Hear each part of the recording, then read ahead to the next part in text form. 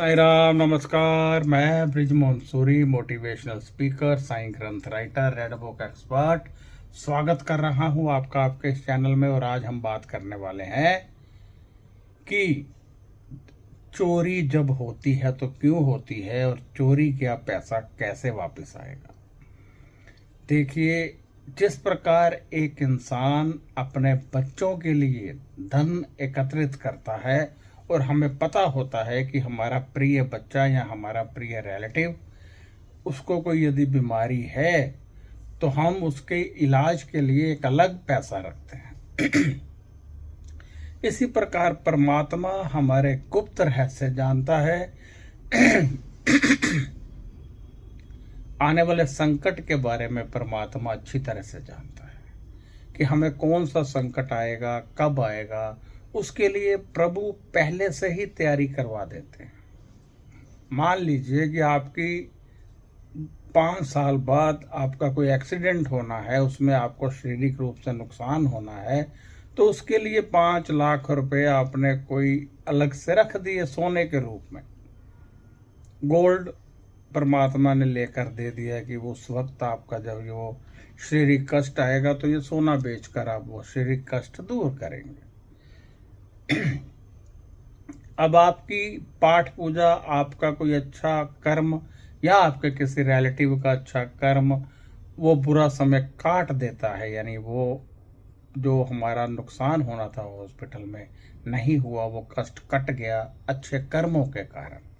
लेकिन अब जो वो 5 लाख रुपया मिला था सोने के रूप में, वो तो उस इलाज के लिए मिला था, तो वो हमें खर्च करने का अधिकार नहीं मिलेगा। वो वापस लेना है परमात्मा ने। अब वो वापस कैसे जाएगा? वो वापस जाएगा नुकसान द्वारा, या तो चोरी होगा या गुम जाएगा या कोई और नुकसान होगा, उसमें खर्च हो जाएगा। तो इस प्रकार चोरी इसलिए होती है कि हमारा कोई बड़ा कष्ट कटता है। अदरवाइज जो पैसा हमें मिला है वो वापस क्यों जाएगा?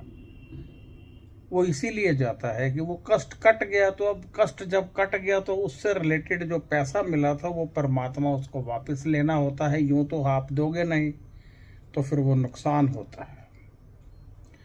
अब सवाल ये उठता है कि कई बार इतना पैसा चला जाता है कि हम सोचते हैं कि नहीं, ये पैसा वापस मिल सकता है।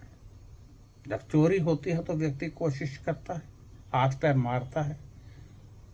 तो परमात्मा के समक्ष खड़े हो जाइए और नतमस्तक होकर विनम्र प्रार्थना कीजिए कि हे प्रभु, इस कलयुग में विचरते हुए आपके श्री चरणों में मैं आज खड़ा हूं या खड़ी हूं।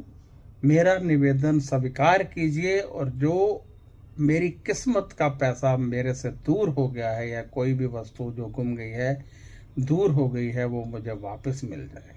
ये प्रार्थना बार बार दोहराइए और अपने परमात्मा, अपने गुरु, अपने इष्ट का नाम सिमरन करके देखा होगा कि आपकी चोरी इसलिए हुई क्योंकि आपने बचना था। कई बार आप देखेंगे कि कुछ एक लोगों का ही एक्सीडेंट होंगे, वो बच जाएंगे और कुछ दिन बाद उनका कोई पैसों का नुकसान हो जाएगा।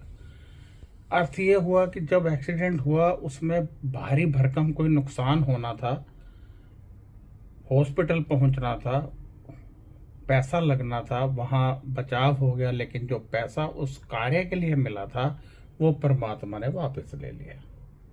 तो मैं समझता हूं कि ऐसे नुकसान या चोरी में दुख नहीं मनाना चाहिए। थोड़ा सोचना चाहिए, विचार करना चाहिए कि क्या कुछ समय में हम किसी नुकसान से बचे हैं, शारीरिक कष्ट से बचे हैं, किसी एक्सीडेंट से बचे हैं, किसी रोग से बचे हैं। तो अब मैंने आपको बताया कि कैसे आपने प्रार्थना करनी है, और ये प्रार्थना बार बार दोहरानी है। अपने गुरु, अपने इष्ट का नाम सिमरन करना है।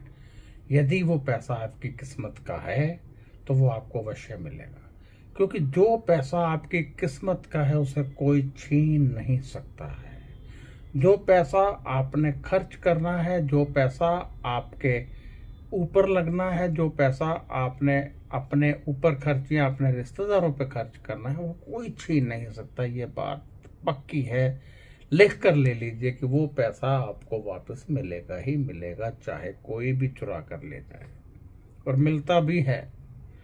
परंतु यदि वो पैसा आपके नुकसान के लिए था, आपकी बीमारी पे लगना था, फिर वो नहीं मिलेगा। तो ये है नियम। इसी तरीके से पैसा वापस मिल सकता है प्रार्थना करने से। उसमें से परमात्मा के समक्ष खड़े होकर संकल्प कीजिए कि हम दान भी करेंगे कुछ हिस्सा उसमें से, और जब मिल जाए उसमें से दान भी कीजिए। तो अब मैं यहाँ विश्राम लूँगा। इसके अतिरिक्त यदि आपका कोई सवाल हो तो व्हाट्सएप कीजिए, और यदि आप अपनी जन्म कुंडली दिखाना चाहते हो तब भी व्हाट्सएप कीजिए। नमस्कार, खुश रहिए और अपना ध्यान रखिए।